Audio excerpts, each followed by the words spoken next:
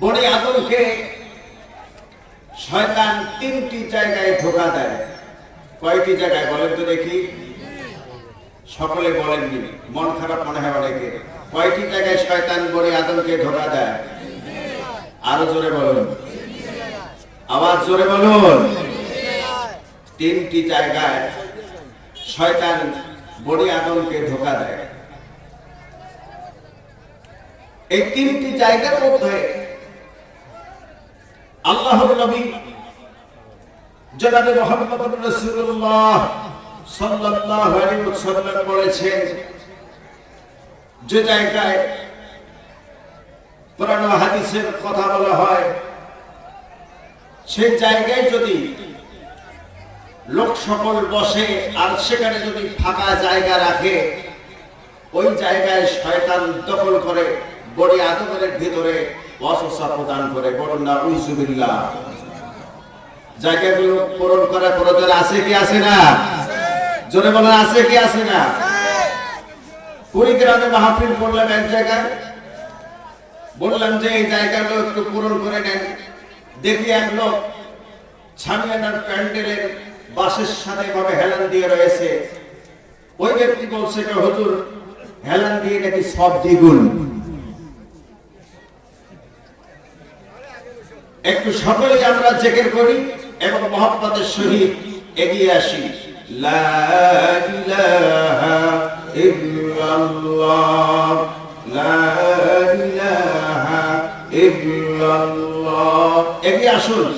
লা ইলাহা ইল্লাল্লাহ, লা ইলাহা ইল্লাল্লাহ, লা ইলাহা ইল্লাল্লাহু মুহাম্মাদুর রাসূলুল্লাহ সাল্লাল্লাহু আলাইহি ওয়াসাল্লাম।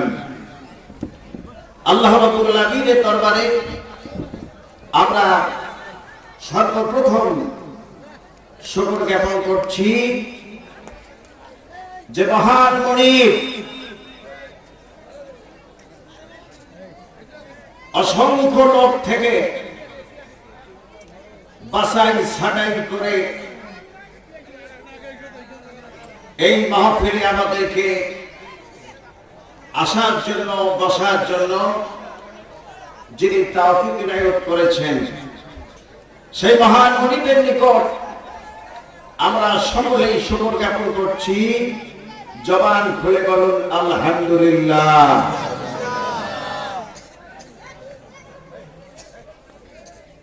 অসংখ্য দরুদ ও সালাম পেশ করছি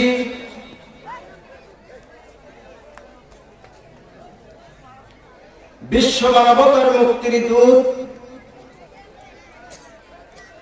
নবীদের নবী, শ্রেষ্ঠ নবী,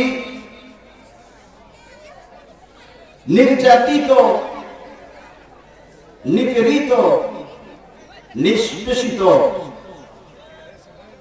অসহায় মানুষের আশ্রয়দাতা, সর্বযুগের সর্বশ্রেষ্ঠ নেতা, শ্রেষ্ঠ শিক্ষাবিদ, শ্রেষ্ঠ রাজনীতিবিদ, অর্থনীতিবিদ, যিনি গ্রন্থকারের আলোর জ্যোতি,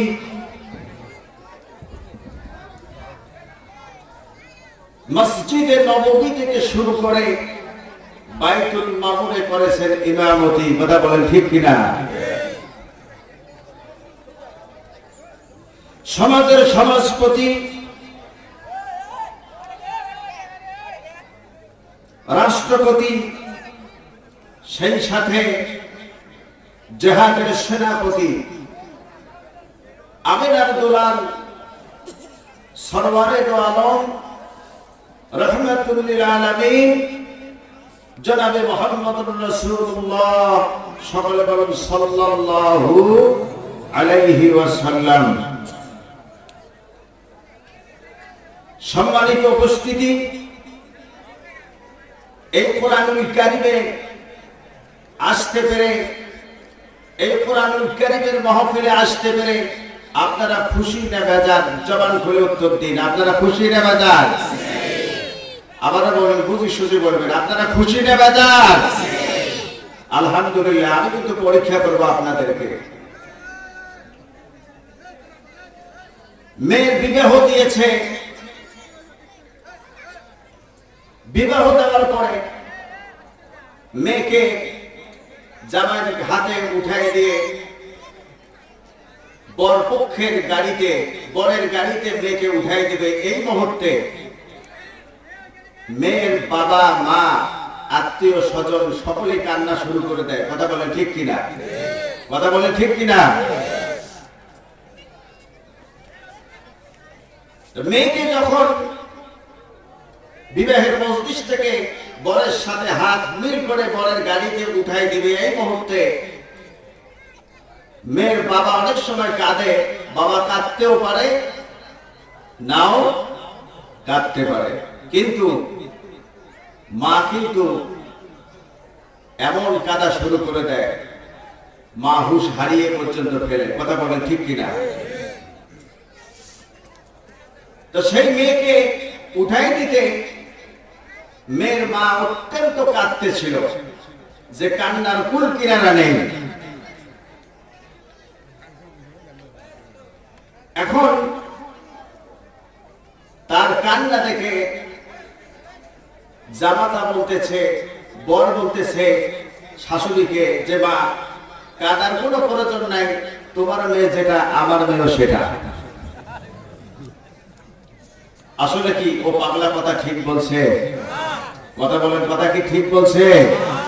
ওনার মেয়েও যেটা, এর মেয়ে সেটা। কথা কি ঠিক? এ কথা ঠিক নয়। বাস্তব জীবনে সংসার করতে করতে স্ত্রী তার স্বামীকে একদিন বলল, স্বামী, আবার যেদিন বিবাহ হয়ে গেল আমাদের, সেদিন আমার মা আমার বাবা যখন তোমার কাছে আমার নিকটবর্তী করে দিয়ে যখন গাড়িতে উঠে বিদায় দেওয়ার জন্য চেষ্টা করলো, তো সেদিন তুমি বলছিলে আমার মাকে যে কাঁদার দরকার নেই, আপনার মেয়ে যেটা আমার মেয়ে সেটা। স্বামী গো, তুমি কেন এই কথা বলছিলে? তখন তার স্বামী উত্তর দেয়, স্ত্রী রে, আসলে শ্বশুরি ওই সময় এমন কাঁদা শুরু করে দিছে, ওই আবেগে আমিও বলে ফেলছি তোমার মেয়ে যেটা আমার মেয়ে সেটা। আবেগ দিয়ে সব কাজ চলে না। কি বলেন, সব কাজ চলে? বুঝি সুঝে কথার উত্তর দিবেন। কথা বলেন ঠিক কিনা? সম্মানিত উপস্থিতি, আল্লাহ রাব্বুল আলামিন তার প্রিয় হাবিবকে এই পৃথিবীতে পাঠিয়ে দিলেন, এবং এই পৃথিবীর লোকগুলি যেন দিন বুঝে, তাওহীদ বুঝে, রিসালাত বুঝে, কিভাবে তারা জীবন যাপন করবে, কিভাবে তারা সংসার জীবনে ন্যস্ত হবে, কিভাবে সমাজ পরিচালনা করবে, কিভাবে রাষ্ট্র পরিচালনা করবে, এই সমস্ত বিষয়কে কেন্দ্র করে আল্লাহ রাব্বুল আলামিন বিশ্ব নবীজির প্রতি পবিত্র কুরআনুল কারীম উপহার দিয়েছেন। বলুন সুবহানাল্লাহ। আমি এই জন্য জানতে চাই, এই কুরআনুল কারীমের মাহফিলে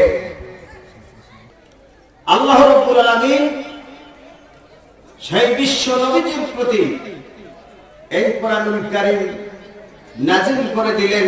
নবীজি এই কোরআন বিশ্ববাসীকে উপহার দিন, এবং এই বিশ্ববাসীকে এই কোরআন সম্পর্কে আপনি আবার এই কথাগুলো পৌঁছায় দিন। জবান খুলে বলুন সুবহানাল্লাহ। ভাইরা আমার, আল্লাহ রাসূলের যুগ থেকে শুরু হয়েছে ইসলামের ঘোর শত্রু। এটি কিন্তু নয়, আল্লাহ রাব্বুল আলামিন যুগে যুগে যত নবী রাসূলগণকে পৃথিবীতে পাঠিয়ে দিয়েছেন, সমস্ত নবী রাসূলদের সাথে তাগুতি শক্তি লড়েছিল। কথা বলেন ঠিক কিনা? নমরুদ যখন নোংরামি করা শুরু করে দিল, আল্লাহর সাথে টক্কর দেওয়া শুরু করে দিল। সেই সময় আল্লাহ রাব্বুল আলামিন তার মনোনীত পয়গম্বর হযরত ইব্রাহিম আলাইহিস সালাতু ওয়াস সালামকে পৃথিবীতে পাঠিয়ে দিয়ে নমরুদকে শায়েস্তা করলেন। কথা বলেন ঠিক কিনা? নমরুদ এমন ভাবে নিজেকে ক্ষমতার দাপটে রেখেছিল, আল্লাহ রাব্বুল আলামিন সেই দাপটতার ব্যক্তি নমরুদকে একটা সামান্য মশার মাধ্যমে আল্লাহ রাব্বুল আলামিন তাকে দুনিয়া থেকে বিদায় দিয়েছেন। ফেরাউন যখন হযরত মুসা আলাইহিস সালাতু ওয়াস সালামের সাথে দুশমনি শুরু করে দিল, অত্যাচার শুরু করে দিল, আল্লাহ রাব্বুল আলামিন ফেরাউনকে নীল সাগরের পানির ভিতরে ডুব দিয়ে রেখে সেখানে হত্যা করে চিরদিনের জন্য মুসলমানদের জন্য দৃষ্টান্ত দিয়ে রেখে দিয়েছেন এ পর্যন্ত। কথা বলেন ঠিক কিনা? এভাবে আপনারা জানেন তাম পৃথিবীতে মুসলমানদেরকে ধ্বংস করার জন্য, মুসলমানদের ঈমানী শক্তি নষ্ট করে দেওয়ার জন্য কাফের মুশরিক সহ নাস্তিকবাদীরা, সেই সাথে নামধারী মুনাফিকরা আপ্রাণ ষড়যন্ত্র একের পর এক করেই যাচ্ছে। কথা বলেন ঠিক কিনা? সম্মানিত মুসলিমবৃন্দ, আপনারা সকলেই জানেন পৌরসভার যে এলাকাগুলো থাকে সেই জায়গাগুলোতে আমাদের গ্রাম অঞ্চলের থেকে সেখানে খাল পাকার ডাস্টবিন থাকার কারণে, বড় বড় ক্যানেল থাকার কারণে সেখানে মশার সংখ্যা বেশি হয়। কথা বলেন ঠিক কিনা? সেখানে মশা নোংরা আবর্জনাগুলোতে, সেই পানিগুলোতে বসে, সেখানে ডিম পাড়ে, সেখান থেকে মশা বিস্তার করে। এই মশাগুলোকে ধ্বংস করার জন্য রাষ্ট্রের বিভিন্নভাবে সিটি কর্পোরেশন মেয়রের প্রতি মশা নিধনের কার্যক্রম পরিচালনার জন্য এরকম সুযোগ আসে এবং দায়িত্ব দেওয়া হয়। কথা বলেন ঠিক কিনা ভাই? সরকারিভাবে মশাকে দমন করার জন্য ব্যবস্থা করা হয়, হয় কি হয় না? আমার প্রশ্ন, সামান্য একটি ছোট্ট মশাকে ধ্বংস করার জন্য যদি সরকারি ব্যবস্থা করতে হয়, এরপর মশা আছে কি আছে না? কথা বলেন আছে কি আছে না? এ থেকে নাস্তিকবাদীদের শিক্ষা নেওয়ার প্রয়োজন। সামান্য মশাকে ধ্বংস করার জন্য যদি রাষ্ট্রীয় শক্তি ব্যবহার করা হয়, তবুও যেভাবে মশাকে ধ্বংস করা সম্ভব হয় না, অনুরূপভাবে তাম পৃথিবীতে আল্লাহর সৈনিকরা, কোরআনের সৈনিকরা, রাসূলের সৈনিকরা তাম পৃথিবীতে বিস্তার হয়েছে। কোন ক্রমেই নাস্তিকবাদীরা কোরআনের আলেমের ক্ষতি করতে পারবে না। ভাইরা আমার,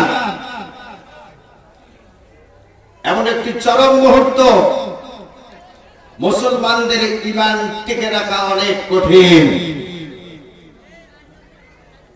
মুসলমানদের ঈমানকে টিকে রাখার জন্য কোরআনের বিধান সমাজে বাস্তবায়ন করার জন্য, আল্লাহর শাসক বিধান পৃথিবীতে কায়েম করার জন্য, এভাবে যদি হক্কানি বুজুর্গানে দিন বাংলাদেশের দেশ বরেণ্য আলেম ওলামাদের মাধ্যমে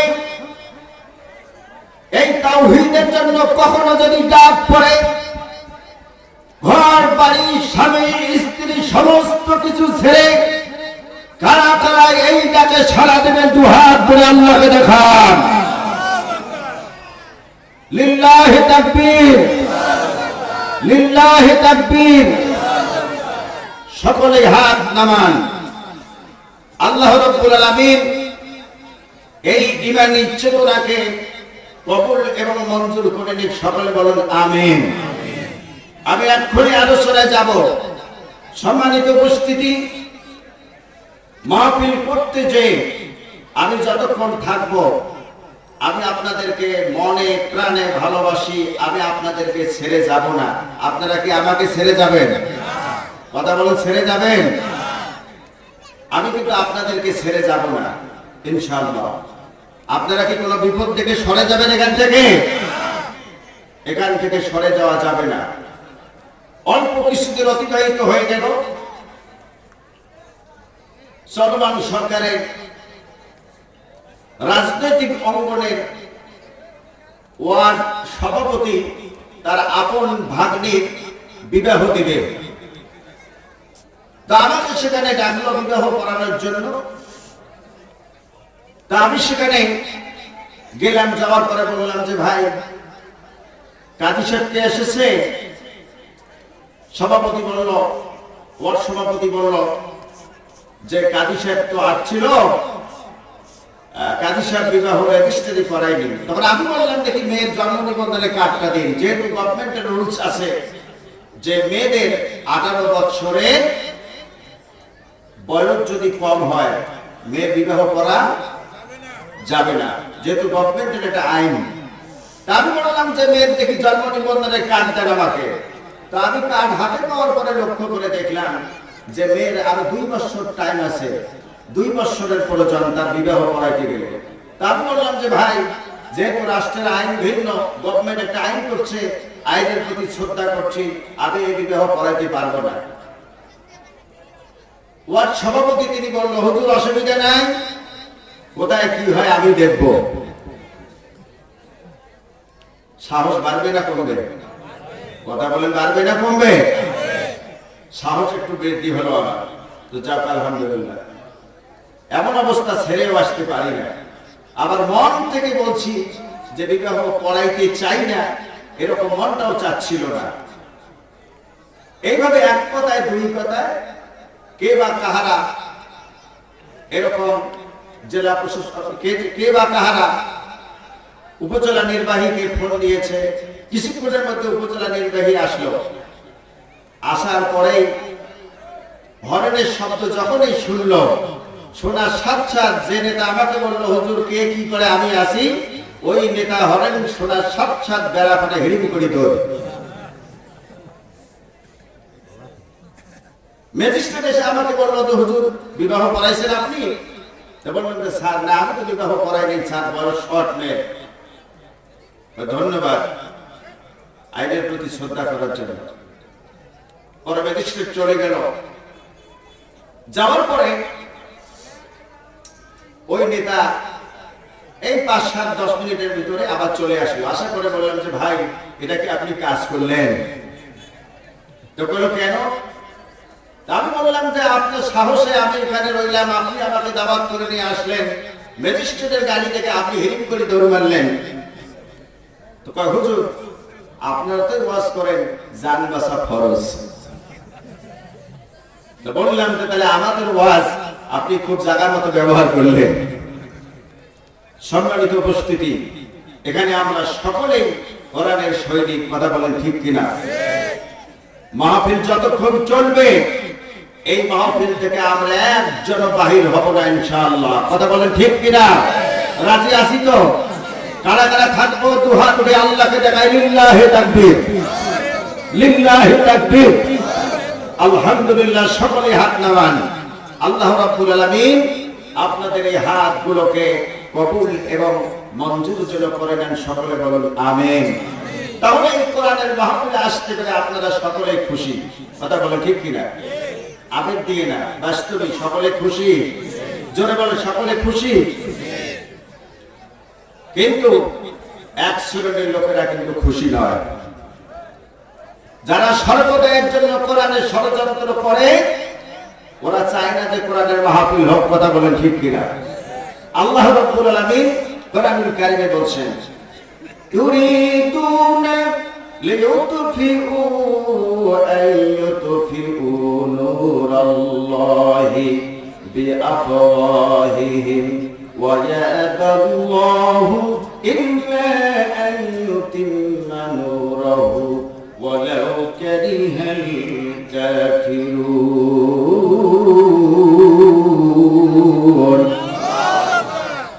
আল্লাহ রাব্বুল আলামিন বিশ্ববাসীকে জানিয়ে দিলেন, অবিশ্ববাসী, আমি রব্বুল আলামিন আমি চাই যে এই দিনকে বিকশিত করার জন্য, আমি আল্লাহ রাব্বুল আলামিন চাই যে দিনের বাতি প্রজ্বলিত করার জন্য। কাফেররা, মুশরিকরা তারা এটাকে অপছন্দ করে, ইল্লা আইয়ুতিম্মা নূরাহু ওয়ালাউ কারিহাল কাফিরুন। যদিও কাফেররা, যদিও মুশরিকরা কোরআন বিকশিত করা তারা অপছন্দ করে, কিন্তু আমি রব্বুল আলামিন এই কোরআনুল কারীম তবুও বিকশিত করে দেব। সুবহানাল্লাহ। তারা তাদের মুখ দিয়ে এই কোরআনুল কারীমকে, কোরআনুল কারীমের বাতিকে যতই ফু দিয়ে নিভানোর জন্য চেষ্টা করুক, কেননা এই কোরআনুল কারীম আমি রাসূলের প্রতি নাজিল করেছি।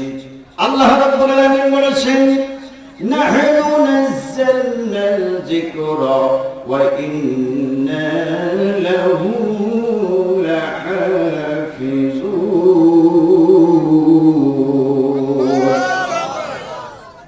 আল্লাহ রাব্বুল আলামিন বলেছেন, নাহনু নাযালনাল যিকরা, এই জিকির, এই কোরআনুল কারীম রাসূল আমি আপনার প্রতি নাযিল করে দিয়েছি। ওয়া ইন্না লাহু লাহাফিজুন, এই কোরআনুল কারীমকে সংরক্ষণ করার জন্য কোন ফেরেশতাকে আমি কোন দায়িত্ব দেই নাই, কোন মানুষকে দায়িত্ব দেই নাই, পৃথিবীর কোন রাজা বাদশাকে আমি এই দায়িত্ব দেই নাই। ওয়া নাহনু লাহু হাফিজুন, আমি রব্বুল আলামিন এই কোরআনুল কারীম আপনার প্রতি যে নাযিল করেছি, আর এই কোরআনুল কারীম হেফাজতের জন্য, সংরক্ষণের জন্য আমি রব্বুল আলামিন নিজেই দায়িত্ব নিয়ে নিলাম। ভাইরা আমার, আল্লাহ রাব্বুল আলামিন সকলকে সব কাজে কবুল করেন না, কথা বলেন ঠিক কিনা? বিশ্ব নবীজির প্রতি আল্লাহ রাব্বুল আলামিন যখন কোরআনুল কারীম নাযিল করলেন, আর রাসূলের প্রতি নির্দেশ হয়ে গেল, হুজুর আপনি লোকদেরকে তাওহীদের দাওয়াত দিন। আল্লাহর নবীজি আল্লাহ রাব্বুল আলামিনের পক্ষ থেকে তাওহীদের বাণী দেওয়ার জন্য যখন অনুমতি পেলেন, আল্লাহর রাসূল কাফির মুশরিকদের ঘরে ঘরে বারবার যাচ্ছিলেন, কেউ দাওয়াত গ্রহণ করছে না। এমন তো অবস্থায় বিশ্ব নবী জনাব মুহাম্মদুর রাসূলুল্লাহ জবান খুলে বলেন সাল্লাল্লাহু আলাইহি ওয়াসাল্লাম, এই সময় আল্লাহ রাব্বুল আলামিনের দরবারে দুইজন ব্যক্তির জন্য দোয়া করেছিলেন। বলেন কয়জন? আরো জোরে বলুন কয়জন? দুইজন ব্যক্তি মক্কার মধ্যে সব থেকে তারা শক্তিধর ছিল, ক্ষমতাবান ছিল, তারা নেতা মানুষ ছিল। আল্লাহর রাসূল দুজন ব্যক্তির জন্য দোয়া করলেন। দুজন ব্যক্তির মধ্য থেকে একজন হলেন হযরত ওমর রাদিয়াল্লাহু তাআলা আনহু, আর একজন হলেন ইবনে হিশাম আবু জাহেল।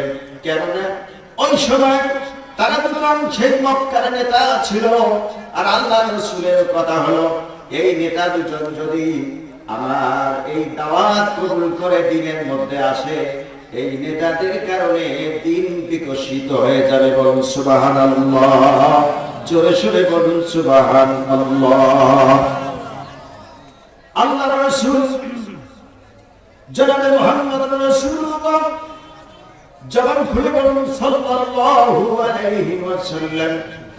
দোয়া করতে করতে এক পর্যায়ে আল্লাহ রাব্বুল আলামিনের দরবারে দোয়া করলেন, আয় আল্লাহ তাআলা, আমি যে দুজন ব্যক্তির নাম উল্লেখ করে দোয়া করেছি আপনার দরবারে, দুজন ব্যক্তিকে যদি আপনি কবুল না করে থাকেন তাহলে কমপক্ষে হলেও দুজনের মধ্য থেকে একজনকে কবুল করে ইসলামের সুশীতল ছায়ার নিকটে দান করে দিন। বিশ্বনবীজি এই দোয়া করার পরক্ষণে আল্লাহ রাব্বুল আলামিন নবীজির দোয়াটাকে আবু জাহেলের দিকে কবুল না করে আল্লাহ রাব্বুল আলামিন হযরত ওমর রাদিয়াল্লাহু তাআলা আনহুর প্রতি কবুল এবং মঞ্জুর করে নিয়ে নিলেন। হযরত ওমর এমন একজন নেতা, এমন একজন শাসক, দিন গ্রহণ করার সময় হযরত ওমর বললেন, ইয়া রাসূলুল্লাহ, ইয়া হাবিবাল্লাহ, আমি দিন গ্রহণ করেছি, আমি ইসলাম গ্রহণ করেছি, ইসলামের শান্তির ছায়ার নিচে আমি স্থান নিয়েছি। বিশ্ব নবীজি কাবা শরীফে যে 360টি মূর্তি রয়েছে, আমি ওমর ঘোষণা দিলাম এই কাবা শরীফ থেকে 360টি মূর্তিকে এক্ষুনি দূর করে দেন, এমন কোন কারো পাওয়ার নেই। আমি ওমরের সাথে প্রতিহত করে বলুন সুবহানাল্লাহ। ভাইরা আমার, আল্লাহ রাব্বুল আলামিন সকলকে সব কাজে কবুল এবং মঞ্জুর করেন না। বুখারী শরীফে এসেছে, আল্লাহর রাসূলের চাচা আবু তালেব, এই আবু তালেব যখন ইন্তেকাল করে, আবু তালেব ইন্তেকালের সময় বিশ্ব নবীজি চাচার নিকট কালেমার দাওয়াত সর্বশেষে পৌঁছানোর জন্য, মুমূর্ষ অবস্থায় পৌঁছানোর জন্য আল্লাহর নবীজি চাচার কাছে চলে গেলেন, আবু তালিবের কাছে চলে গেলেন। এই আবু তালিবের কাছে চলে যেয়ে লক্ষ্য করে দেখলেন সেখানে উতবা, সায়বা এবং অন্যান্য কাফেররা সেখানে বসা। আল্লাহ রাসূল আবু তালেবকে উদ্দেশ্য করে বললেন, ও আমার চাচা, শারীরিক সুস্থ থাকার কারণে, শরীর যখন আপনার সুস্থ ছিল, কালেমার দাওয়াত আপনার কাছে বারবার আমি নিয়ে এসেছি, তবু আপনি কালেমা পড়েননি, তবু আপনি ইসলাম গ্রহণ করেননি, আল্লাহ রাব্বুল আলামিনের তাওহীদের প্রতি আপনি ঈমান আনেননি। ও চাচা, আপনার এই শেষ জীবদ্দশা আবারও আমি আপনার কাছে আসলাম, আপনি কালেমা পড়ুন, লা ইলাহা ইল্লাল্লাহু মুহাম্মাদুর রাসূলুল্লাহ। জবান খুলে বলুন সাল্লাল্লাহু আলাইহি ওয়াসাল্লাম। আবু তালেব এক পর্যায়ে কালেমা পড়ার জন্য মনে মনে একটু চিন্তা ফিকির করা শুরু করে দিলেন। এই সময় আবু জেহেল আবু তালেবকে লক্ষ্য করে বলল, আবু তালেব, তুমি তো আমাদের গ্রামের মোড়ল, তুমি তো আমাদের গ্রামের সরকার, অসংখ্য লোককে তুমি নেতৃত্ব দাও, সম্ভ্রান্ত পরিবারের লোক তুমি, তুমি এই সময় যদি মুহাম্মদের কালেমার দাওয়াত করো আর কালেমা পড়ে ইসলাম গ্রহণ করো, তাহলে আমাদের পরিবারের মধ্যে বিতর্ক সৃষ্টি হয়ে যাবে, আমাদের ফ্যামিলিতে বিতর্ক সৃষ্টি হয়ে যাবে, বাপ দাদা ধর্মের প্রতি চুনকালি পড়ে যাবে। আবু জেহেল যখন এইভাবে পাম দিল, আবু তালিব নবী করিম সাল্লাল্লাহু আলাইহি ওয়াসাল্লামকে বললেন, বাবা মুহাম্মদ, আমার দ্বারা এই তোমার কালেমা পড়া সম্ভব হবে না, বলুন নাউজুবিল্লাহ। ভাইরা আমার, নসিবে কালেমা পড়া তার আর হলো না। আবু তালিব বেঈমান অবস্থায় ইন্তেকাল করলো, মারা গেল। এমন তো অবস্থায় আল্লাহ রাব্বুল আলামিনের প্রিয় হাবিব জনাবে মুহাম্মদুর রাসূলুল্লাহ সাল্লাল্লাহু আলাইহি ওয়াসাল্লাম তাকে তার ওই চাচা আবু তালিব সব থেকে ভালোবেসেছেন, মহব্বত করেছেন। আবু তালিবের কথা চিন্তা করেন, আবু তালিবের রূহ মাগফিরাতকে কেন্দ্র করে আল্লাহ রাসূল দোয়া করা শুরু করে দিলেন, আল্লাহ আবু তালিবকে আপনি মাফ করে দেন। আল্লাহ রাব্বুল আলামিন কোরআনুল কারীমের আয়াত নাযিল করে দিলেন, মা কানা লিন-নাবিয়্যি ওয়াল্লাযীনা আমানু আন ইস্তাগফিরু লিল-মুশরিকিনা ওয়ালাউ কানু উলি কুরবা মিন বা'দি মা তাবায়্যানা লাহুম আন্নাহুম আসহাবুল জাহিম। আল্লাহ রাব্বুল আলামিন তার প্রিয় হাবিব জনাবে মুহাম্মদ রাসূলুল্লাহ সাল্লাল্লাহু আলাইহি ওয়াসাল্লামকে বললেন, নবীজি আপনার জন্য শোভনীত নয় এবং কোন ঈমানদারদের জন্য শোভ নয় যে তারা এই কাফের মুশরিকদের জন্য তাদের রূহ মাগফিরাত কামনা করবে। যদিও আপনার নিকটবর্তী কেউ পরিবারের মধ্য থেকে হোক না কেন, তারা জাহান্নামের অধিবাসী, এটা আপনার জন্য আমি রব্বুল আলামিন তার রূহ মাগফিরাত কামনা করা হারাম করে দিলাম। ভাইরা আমার, মুনাফিকের সর্দার আব্দুল্লাহ ইবনে উবাই বিশ্ব নবীজির সাথে সাহাবা আজমাইনদের সাথে ছিল। নবী করিম সাল্লাল্লাহু আলাইহি ওয়াসাল্লামের পিছে সালাত আদায় করেছিল। এরপরে তার ভিতরের অবস্থা ছিল নাপাকি। আল্লাহ রাসূল দ্বীনের জন্য যে পরামর্শগুলো করেছেন, এই পরামর্শগুলো পৌঁছলে গোপনে গোপনে কাফের মুশরিকদের কাছে পৌঁছে দিয়ে কাফের মুশরিকদেরকে চেতিয়ে দিয়ে বিশ্ব নবীর সাথে প্রতিদ্বন্দ্বিতা সৃষ্টি করে দিয়েছিল। কথা বলে ঠিক কিনা? এই মুনাফিকের সর্দার আব্দুল্লাহ ইবনে উবাই, এই আব্দুল্লাহ ইবনে উবাই যখন মারা গেল, আব্দুল্লাহ ইবনে উবাইর ছেলে বিশ্ব নবীর কাছে হাজির হলো। বিশ্ব নবীর কাছে হাজির হয়ে বললেন, ইয়া রাসূলুল্লাহ, ইয়া হাবিবাল্লাহ, আমার বাবা ইন্তেকাল করেছেন, আমার বাবা মারা গেছে, আমার বাবার জানাজা আপনাকে পড়াতে হবে। আল্লাহর রাসূল এই কথা শোনার পরে আব্দুল্লাহ ইবনে উবাইর জানাজা পড়ার জন্য তিনি হাঁটা শুরু করে দিলেন। সাথে হযরত ওমর রাদিয়াল্লাহু তাআলা আনহু ছিলেন। আল্লাহর নবীজি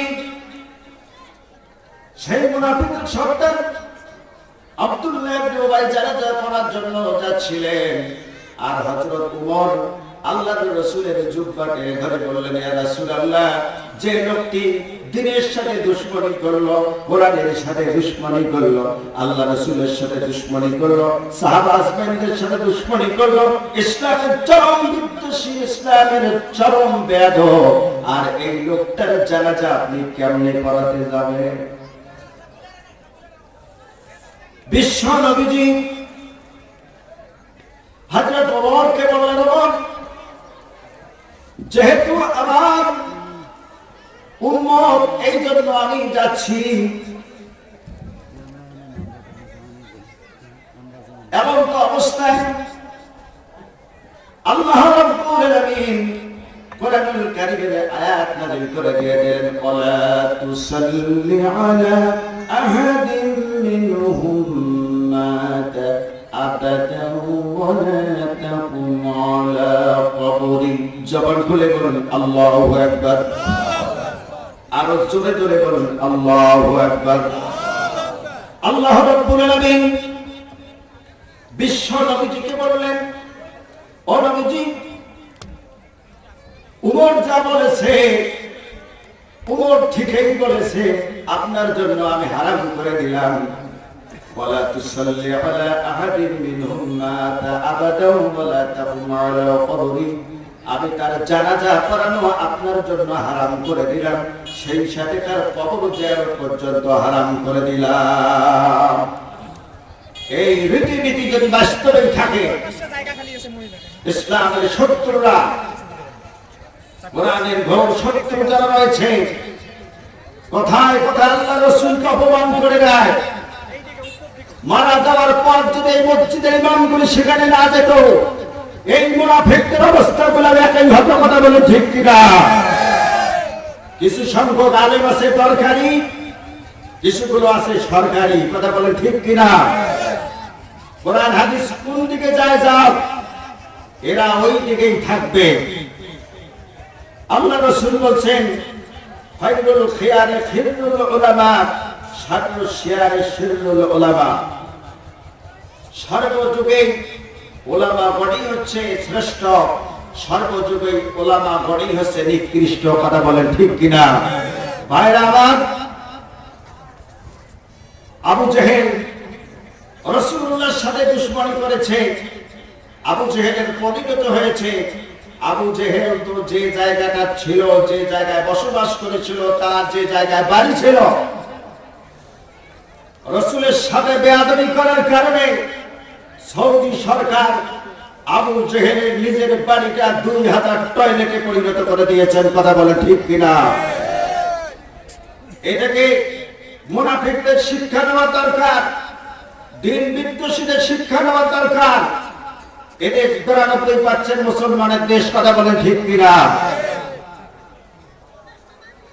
ভাইরা আমার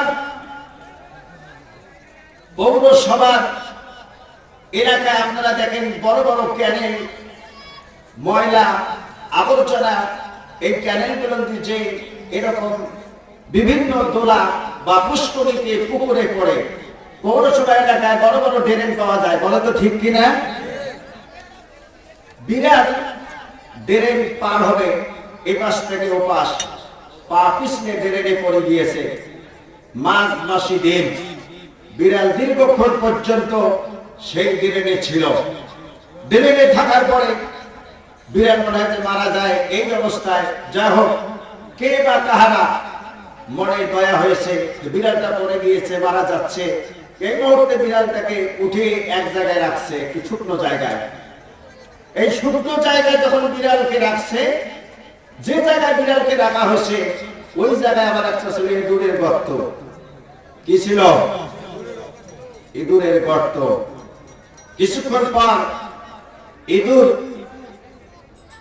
বিড়ালের জন্য বাহির হওয়ার জন্য মাথা বের করে দিল মাথা বের করিয়ে দেখলো যেখানে তো বিড়াল ইঁদুরের কি ভয় লাগার কথা আছে কি আছে না বলেন তো দেখি ভয় লাগবে কি লাগবে না ইঁদুরের ভয় লাগার কথা ইঁদুর চিন্তা করলো যে বিড়ালটা আসলে তাজা না মরা এটাকে আমি একটু ফার্স্ট টাইম টেস্ট করি আস্তে করে হাতটা দিয়ে ইঁদুরের এই সামনের পা দিয়ে এভাবে বিড়ালের গায়ে একটু ছোঁয়া দিচ্ছিল আর বলছে মহারাজ আগের মতো কি পান আগের মতো কি পান বিড়াল আসলে দীর্ঘক্ষণ পর্যন্ত ধরে নিয়ে থাকতে থাকতে শরীরের অবস্থা তো কেরোসিন কথা বলে ঠিক কিনা বিড়াল কিছু ঠিকবোধ কিছুই পাচ্ছে না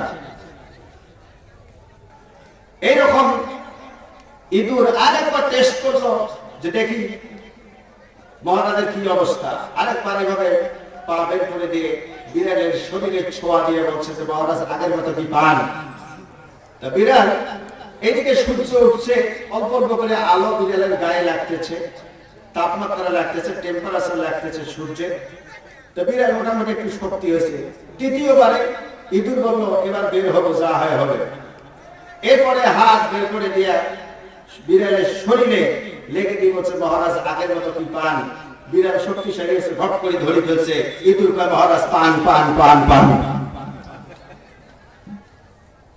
ভাইরা আমার, নাস্তিকবাদীরা আল্লাহ রসুলের বিরুদ্ধে, কোরআনের বিরুদ্ধে, আলেম ওলামাদের বিরুদ্ধে একবার করে একটা করে ষড়যন্ত্র চালিয়ে যাচ্ছে, কথা বলেন ঠিক কিনা?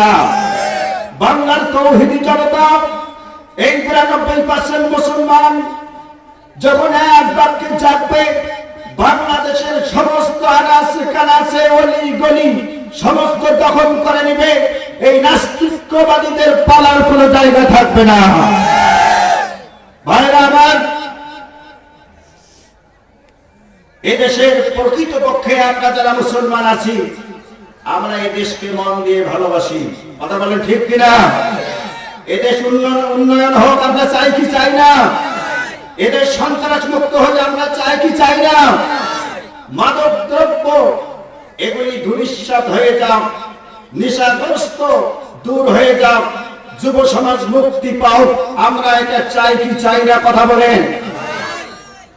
মুখ দিয়ে অনেক বড় বড় কথা অনেকেই বলে, লক্ষ্য করে দেখুন, সর্বসাধারণ আমরা যারা মুসলমান, এই দেশকে যদি পিওর ভাবে কেউ ভালোবাসে তাহলে আমরাই ভালোবাসি, এই কথা বলেন ঠিক কিনা?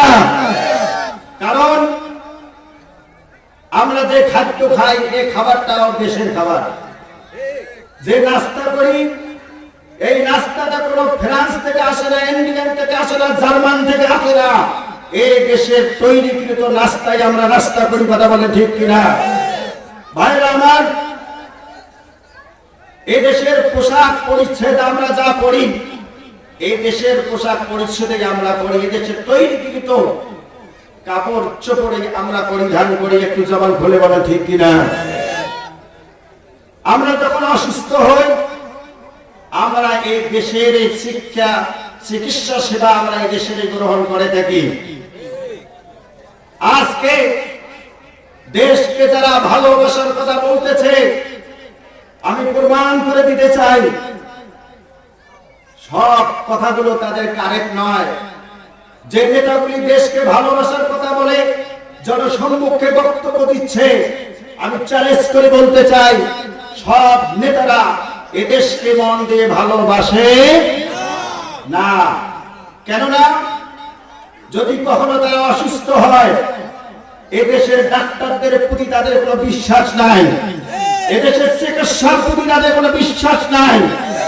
অসুস্থ হওয়া মাত্রই তারা সিঙ্গাপুর যাবে, কথা বলে ঠিক কিনা? অসুস্থ হওয়া মাত্রই তারা আমেরিকা যায় চিকিৎসা নেবে। নিজের যে পোশাকটা পরছে, খোঁজ করে দেখুন, এটা আমেরিকার পোশাক।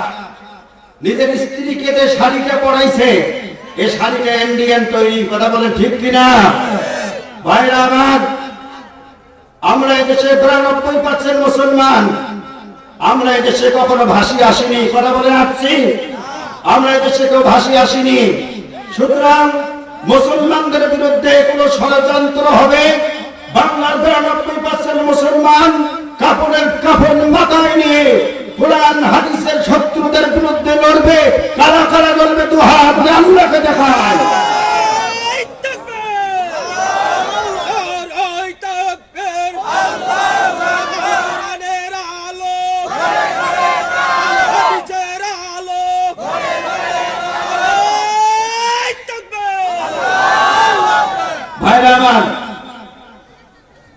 আমরা আমাদের এই দেশকে ভালোবাসি, দেশের জন্য দোয়া করি।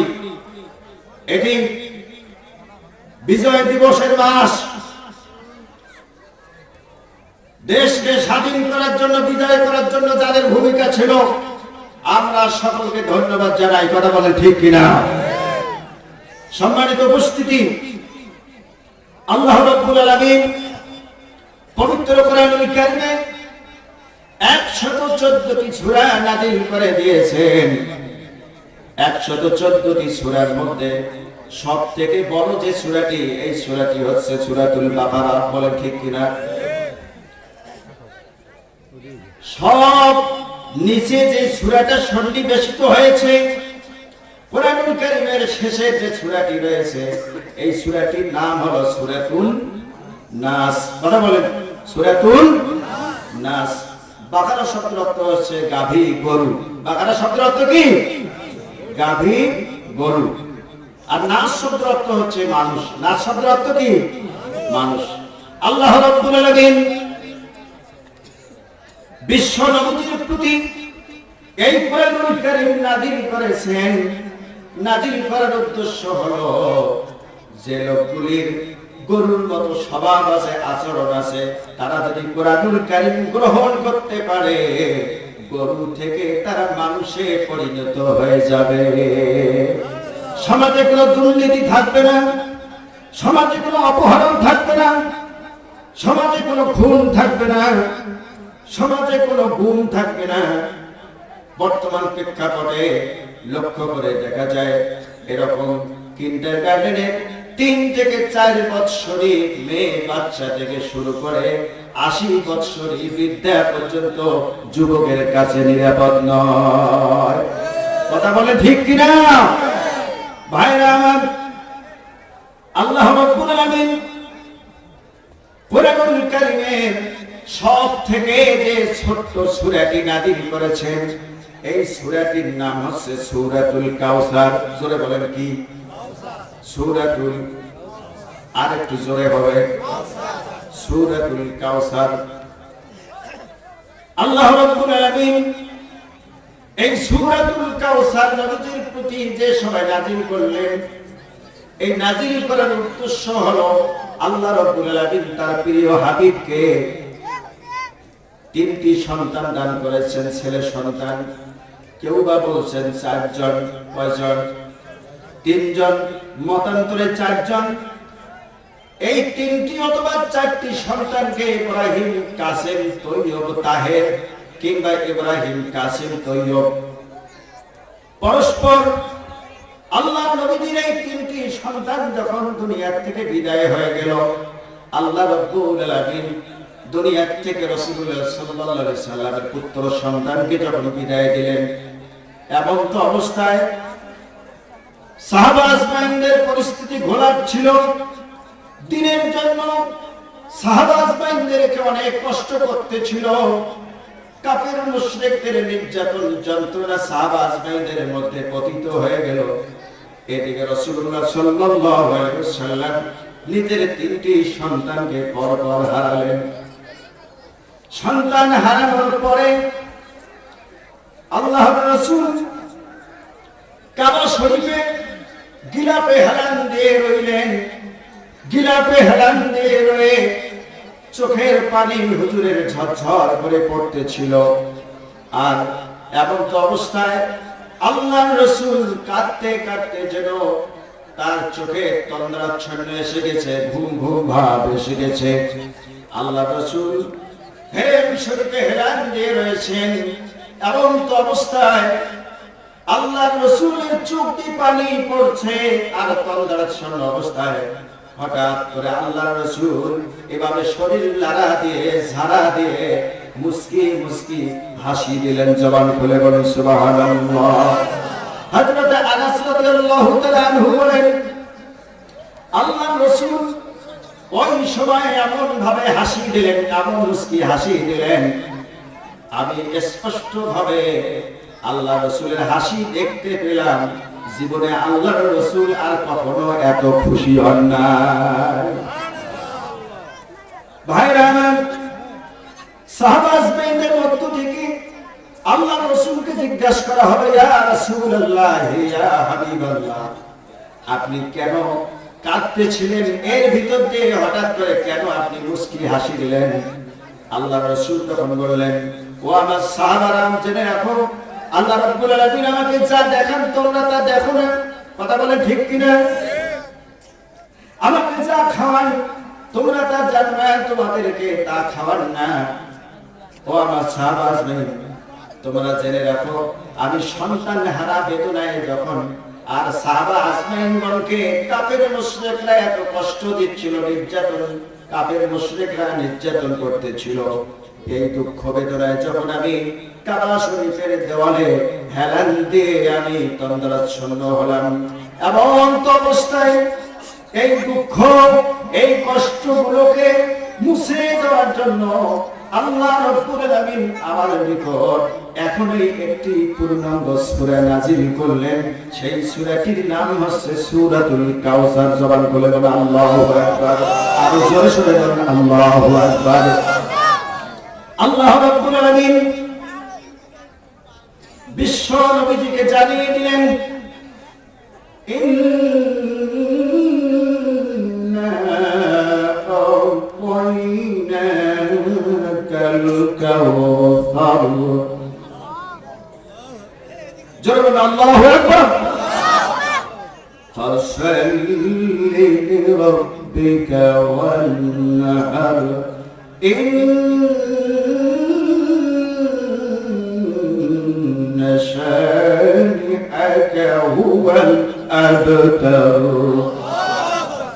আল্লাহ রাব্বুল আলামিন বিশ্ব নবীজিকে জানিয়ে দিলেন, নবীজি আমি আল্লাহ রাব্বুল আলামিন আপনাকে এই হাউজে কাউসারের শুভ সংবাদ দিয়ে দিলাম। হে রাসূল, নিশ্চয় আমি আপনাকে হাউজে কাউসার দিলাম। জবান খুলে বলুন সুবহানাল্লাহ। সাহাবা আজমাইন আল্লাহ রাসূলকে জিজ্ঞাসা করলেন, ইয়া রাসূলুল্লাহ, ইয়া হাবিবাল্লাহ, হাউজে কাউসার কি জিনিস? হুজুর তখন বললেন, এটি একটি হচ্ছে জান্নাতের নহর, জান্নাতের নদী। এটি হচ্ছে একটা প্রসবন, এমন একটি ঝর্ণা। এই ঝর্ণার পানি হচ্ছে দুধের থেকে অধিক সাদা, মিষ্ক আম্বর ন্যায়। জীবনে একবার যে ব্যক্তি পান করবে কখনো আর তার পিপাসা লাগবে না। আল্লাহ রাসূল বললেন, আন আবি হুরায়রা রাদিয়াল্লাহু তাআলা আন্না রাসূলুল্লাহি সাল্লাল্লাহু আলাইহি ওয়াসাল্লাম قال ما بين بيتي ومنبري وروضة من رياض الجنة ومنبري حوضي। ও আমার উম্মতরা, জেনে রাখো, নিশ্চয়ই আমার মেম্বার, আমার আর বাড়ি যে রয়েছে, উভয়ের মধ্যবর্তী স্থানটি হচ্ছে এটি একটি জান্নাতের বাগান। জবান খুলে বলুন সুবহানাল্লাহ। আর আমার কাছেই সেই জায়গায় থাকবে হাউজে কাউসার। জবান খুলে বলুন সুবহানাল্লাহ। আল্লাহ রাব্বুল আলামিন তার প্রিয় হাবিবকে বললেন, নবীজি আপনাকে আমি এই সূরার মাধ্যমে এমন এমন কিছু কল্যাণ দান করলাম। কাউসার শব্দটি ফাউলুনের বচনে কাসরুন বা কাসরাতুন শব্দ থেকে উৎকলিত, যার অর্থ হচ্ছে অধিক অধিক কল্যাণ। বলেন সুবহানাল্লাহ।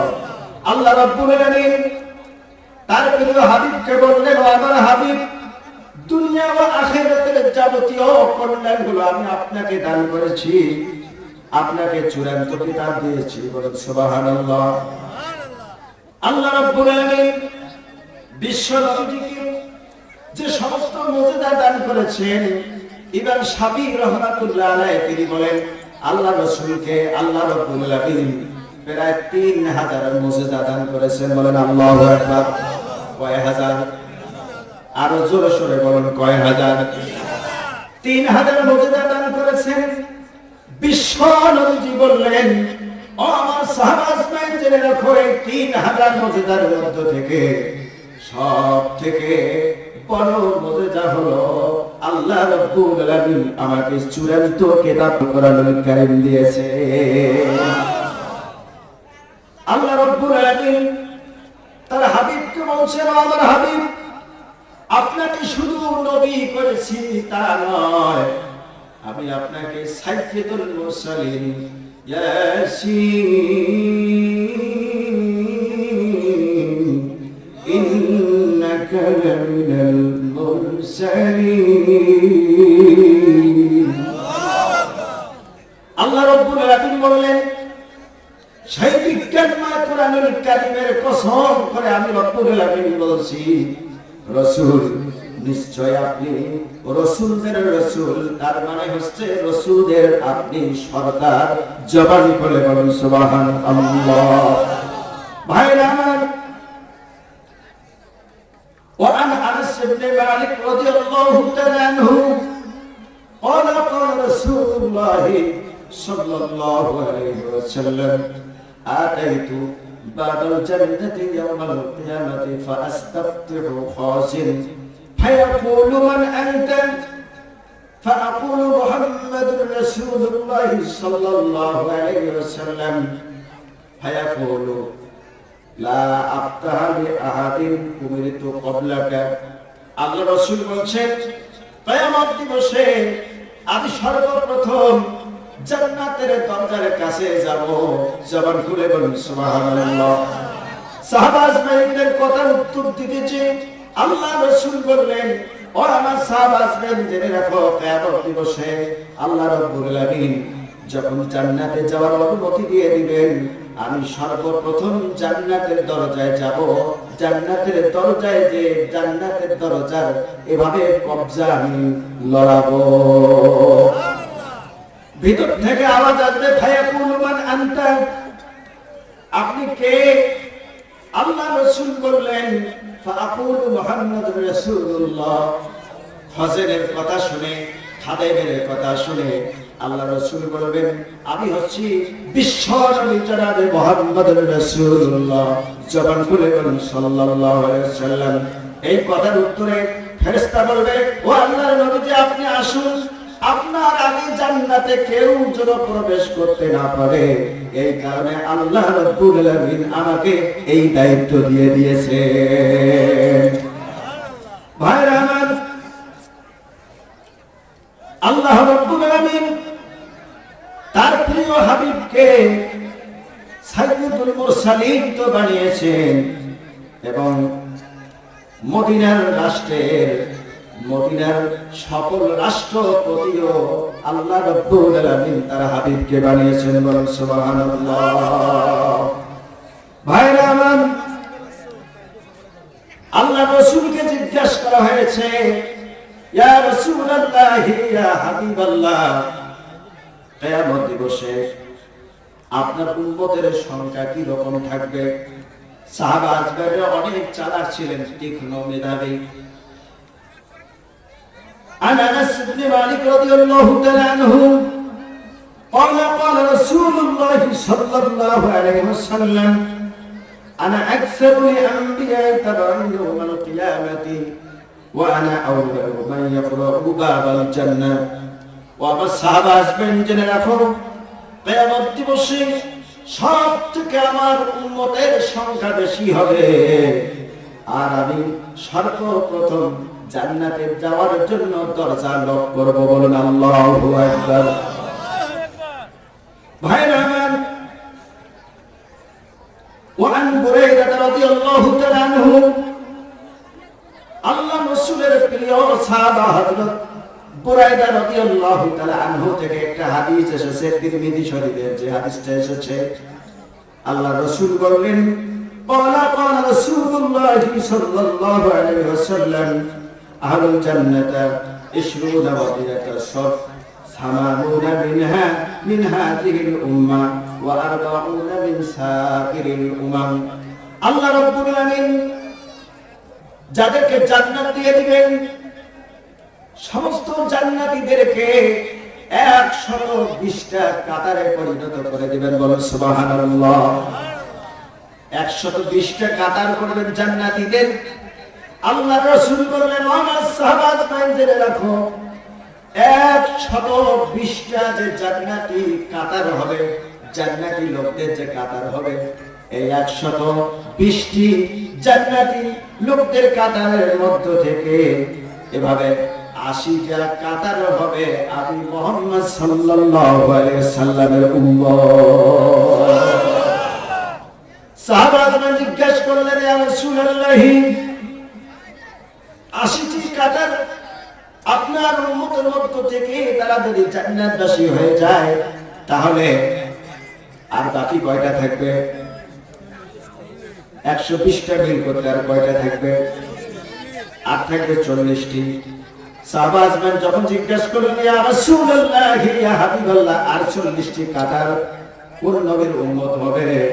আল্লাহ রাসূল তখন বললেন, ও আমার সাহাবা, আর এই 40টি আর এরকম 40টি কাতার হবে জান্নাতবাসীদের, তাদের সংখ্যা হবে অন্য অন্য নবী রাসূলদের সব উম্মতদের মিলিয়া। ভাইরা আমার, আল্লাহ রাসূলকে জিজ্ঞাসা করলেন, আন আনাস রাদিয়াল্লাহু তাআলা আনহু থেকে বর্ণিত, قال قال رسول الله صلى الله عليه وسلم, হযরত আনাস রাসূলুল্লাহ সাল্লাল্লাহু আলাইহি ওয়াসাল্লামকে জিজ্ঞাসা করেছেন, ইয়া রাসূলুল্লাহ ইয়া হাবিবাল্লাহ, আপনার যে এতগুলো উম্মত থাকবে, এই উম্মতগুলিকে হাউজে কাউসারের পানি পান করানোর জন্য আপনি কিভাবে এই লোকগুলির বন্দোবস্ত করবেন? একসাথে বলুন আল্লাহু আকবার। এতগুলো পেয়ালার দরকার আছে, এতগুলো গ্লাসের দরকার আছে।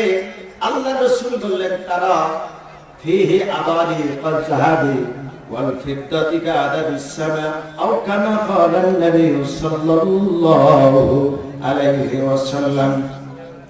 সাহাবা کرام আল্লাহ রাসূলকে যখন এই কথা বললেন, আল্লাহ রাসূল তখন বললেন, ও আমার সাহাবা আজমাইন, আকাশের দিকে তোমরা একটু তাকাও।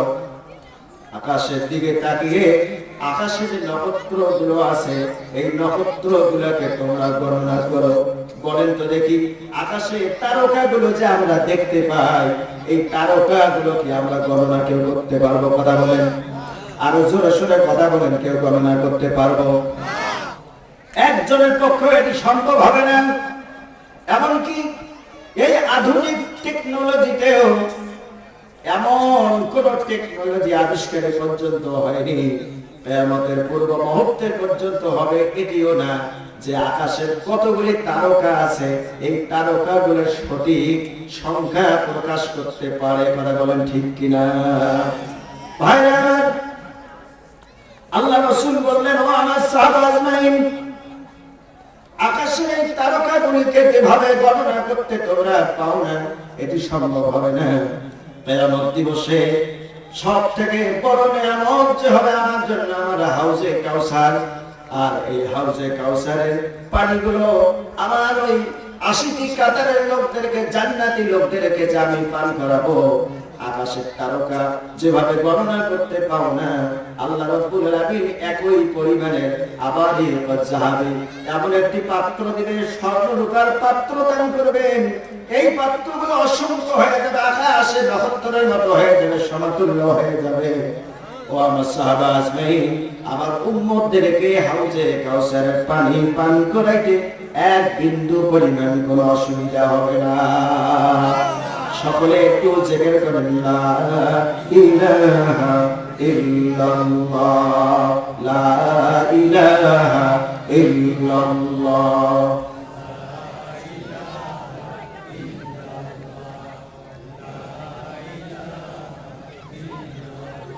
জোরে শুনে বলুন, লা ইলাহা ইল্লাল্লাহ, লা ইলাহা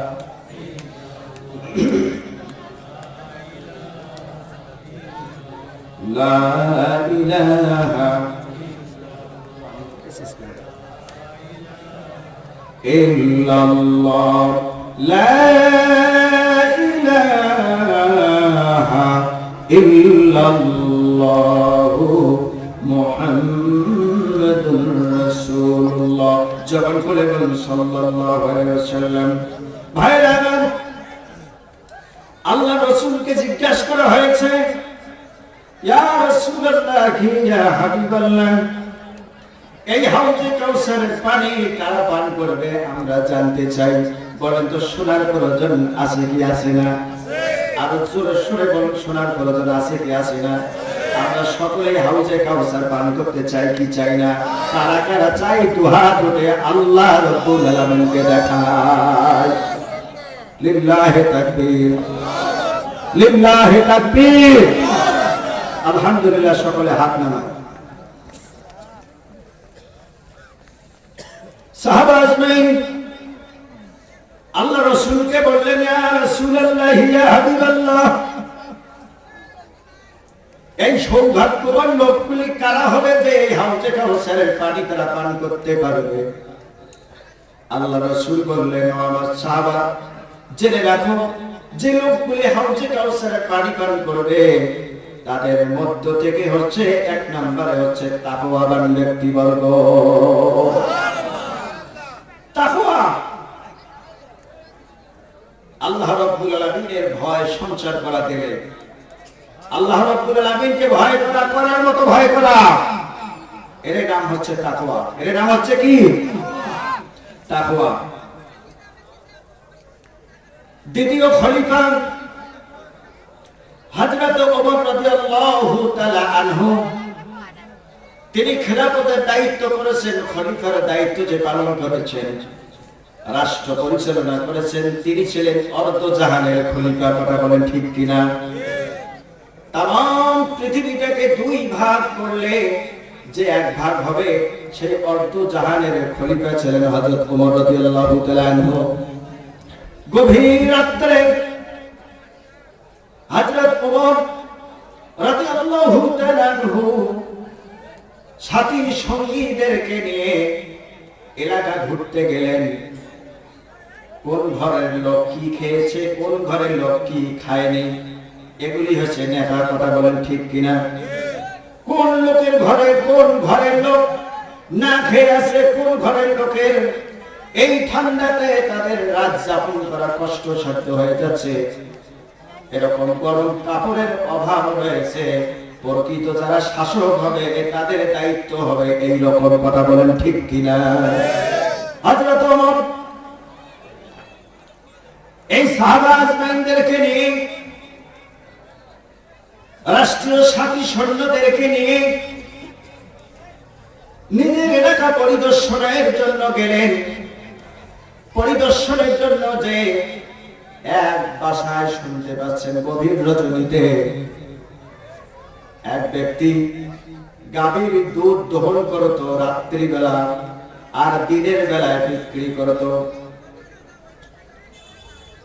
একটি মহিলার কণ্ঠ ভেসে আসতেছে, আরেকটি যুবতী মেয়ের কণ্ঠ ভেসে আসতেছে হযরত ওমরের কানে। মা এবং মেয়ে দুজন মিলে গাভী দহন করেছে।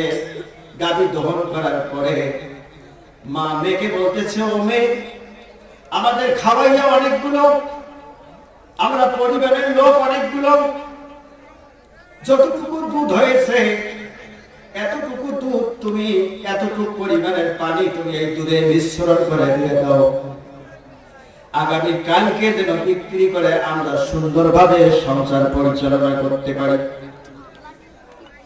মা মেয়েকে উপদেশ দিল, এই পরামর্শ দিল। মার কথা শুনে মেয়ে বলল, মা, তুমি তো জানো না বর্তমানে এই যুগটা কার চলছে? খেলাফত চলছে হযরত ওমরের মতো মানুষের। বলেন সুবহানাল্লাহ।